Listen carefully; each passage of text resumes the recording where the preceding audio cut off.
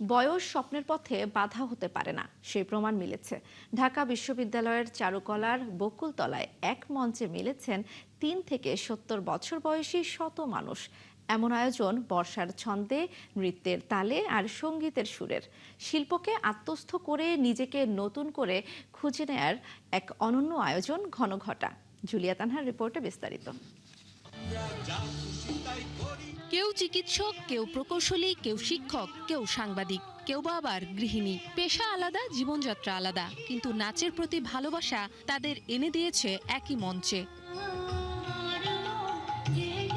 বর্ষার সৌন্দর্যকে আপন করে নিতে চারুকলা অনুষদে আয়োজন করা হয় নৃত্য উৎসব ঘনঘটা। আকাশে মেঘের আনাগোনা, বাতাসে বর্ষার গন্ধ। খোলা আকাশের নিচে প্রকৃতি আর শিল্প যেন মিলেছে একই ছন্দে। সেই ছন্দকেই পূর্ণতা দিল বর্ষা।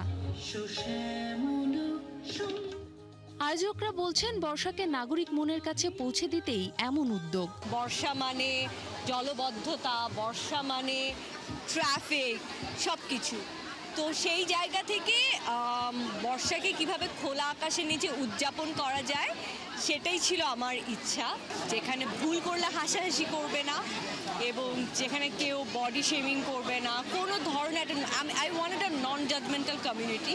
চাপা পড়ে থাকা স্বপ্নগুলো নতুন করে ডানা মেলার উৎসব, এমন উচ্ছ্বাস নৃত্যশিল্পীদের কণ্ঠে। আমরা মনের আনন্দে নাচি, মনের দুঃখ শেয়ার করে নাচি, মনের কষ্টগুলো নাচে ভাগাভাগি করে নেই। আমাদের একাডেমির সৌন্দর্য এটা। নাচ শেখার জন্য আসলে কোনো বয়স লাগে না।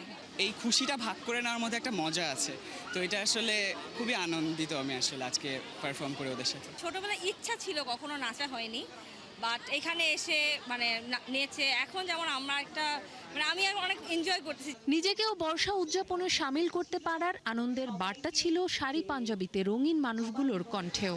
আমরা তো রাস্তাঘাটের বর্ষা দেখি, কিন্তু মানুষের মনের যে বর্ষা সেটা কিন্তু আমরা দেখি না। তো সেটা দেখার জন্যই আসলে এখানে আসা। তার কারণ আসলে মানুষ তো, আমরা নগর জীবনে সবাই ব্যস্ত। এই ব্যস্ততার মধ্যে আসলে প্রকৃতিকে সময় দেওয়ার সময় কই আমাদের।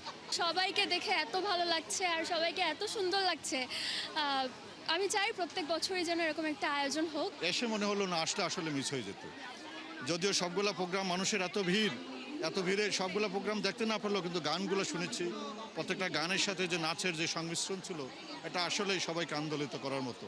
সাম্প্রতিক বন্যায় ক্ষতিগ্রস্ত মানুষের সহায়তায় অনুষ্ঠান স্থলে ছিল জাগো ফাউন্ডেশনের ডোনেশন বুথ। কেউ শিক্ষক, কেউ সাংবাদিক, আবার কেউ চিকিৎসক, কেউ প্রকৌশলী, কিন্তু এই মঞ্চে সবার একটাই পরিচয়, সবাই শিল্পের মানুষ।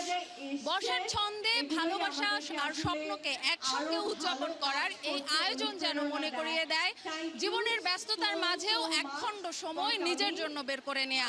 আর সেখানে এই ঘনঘটা দুই আয়োজনের সবচেয়ে বড় সার্থকতা। জুলিয়া তানহা, ৭১, ঢাকা।